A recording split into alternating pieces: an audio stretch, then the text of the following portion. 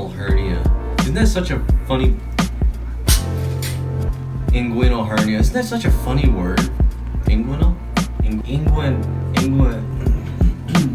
Okay, Google. How do you pronounce inguinal hernia? Here is a matching video. Inguinal. What? So I wanted to put this video together to kind of give an update on how things are going after the surgery. I had the surgery on Tuesday. Today's Monday, so it's been 6 days. Feeling pretty good. Not feeling too bad. It was laparoscopic, so I mean it wasn't like the, you know, oh my... Still, having cuts on your body is never fun. But on that note... The butterfly, that's all. Let me see the tips right to the left, to the left, to the right, to the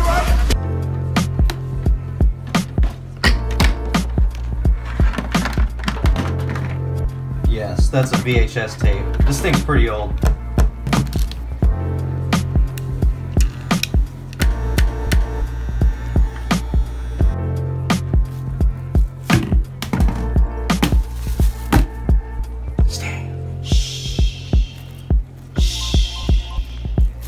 Reuse grocery bags. It's the civil thing to do.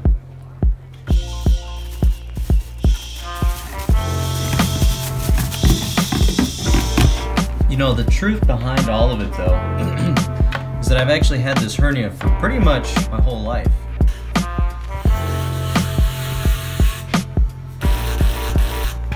If you had to ask me, like, what's the most inconvenient part to the entire surgery, or I should say the recovery process, was laying down. Like, laying down, there has not been a comfortable way for me to sleep at night. Like, I sleep tossing and turning. I've laid on my back, on my stomach, on both sides. Nothing makes it feel any better, no matter how much I try to just find a comfortable spot. There is no comfortable spot with these damn...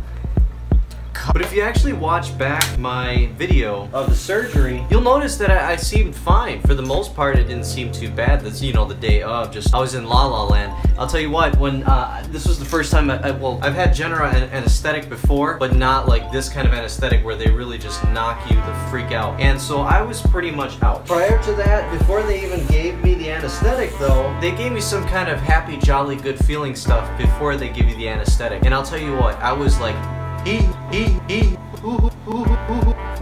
and then that was it, and I don't remember anything else. I don't even remember leaving the room. All I remember was after that just waking up, surgery was done, and here I am laying in the bed recovering. So it was good in that case, because I don't do good with needles, I don't do good with medicine. They gave me narcotics. I took none of the pills the entire recovery. I try to avoid hospitals as much as I possibly can, and I always convince myself that I'm healthy and I'm fine. And now I'm in the place where now I can recover, get past this whole hernia, and actually start feeling good and normal again. You know, that's the most important thing.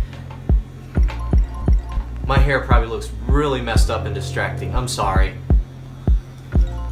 So pretty much, you know, my entire recovery I spent just taking like Tylenol and Advil. I just stuck to just over-the-counter stuff because I didn't want to deal with narcotics. Especially when they were like, yeah, you could probably get constipated taking these. I don't do good with that kind of stuff. I'd rather just, you know, do something a little bit more basic and just deal with the pain. First couple days were a little bit rough without, you know, taking the pills, but it wasn't bad. It wasn't bad at all.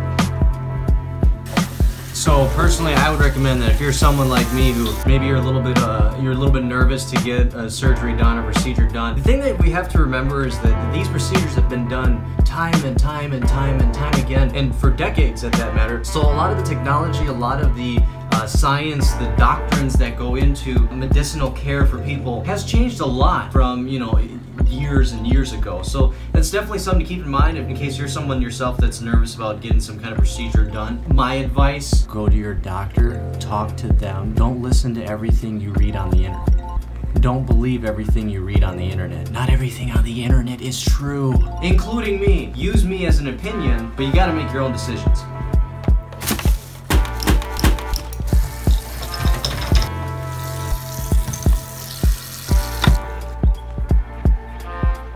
But, you know, the thing that I thought was most interesting to me was the fact that when she did my IV, the nurse, it went really painless. This was the first time I've ever had an IV done where it was actually painless. Like getting the needle in there and doing that whole process was painless. I've always had bad luck with them. I've had one nurse actually tell me one day, she's like, oopsie poopsie, oopsie poopsie, we did it wrong, we have to try again. And I'm like, wait lady, my vein is on the line and you're telling me you've got to do this again. The other time I was poked with a needle for IV, I actually passed out. I turned white, pale, and then I fell over. Well, I didn't fall over, I fell into a chair, but anyway. And to be honest though, if I'm being straight up honest, I think that my nurse was a little bit nervous when she was doing the IV needle, whatever, because she was a little bit shaky. I was feeling a little bit of shakiness. Maybe it was just the espresso she had before doing it, or maybe the people in the room were sensing my nervousness through me. But either way, I know that the nurse will never see this video, but thank you for making it so painless. Thank you for making it so easy. You know, there was just a little sting, and other than that, everything went amazing. So thank you. That's the first time I've had an IV done where it wasn't an oopsie poopsie. Oopsie poopsie. I guess the big question now is, where do we go from here? I would say about 2 months ago, I started to run every day. And I did that for about 2 weeks. It was about 2 weeks I was, running every single day. What I noticed about running was that after I ran, I felt great. I felt amazing. It gave me so much energy. I felt like my days lasted longer. I was able to get things done better. And these are, considering that these are days where I worked 40-hour weeks, but I would get off work and just go for a run. It just felt like my hours after work were the most productive of the day, which is a good thing. So my big hope is essentially to be able to start running again, because I do want to get back into it. I feel like I've put it off for too long now, and I really have to start getting back into shape, and especially now that I've gotten this hernia done. The hernia was kind of painful sometimes when I would run. I'd get pain in my lower area, so I think now is the best chance for me to just go out there and start getting it. This shirt, by the way, I actually wore this shirt when my daughter was born in 2010.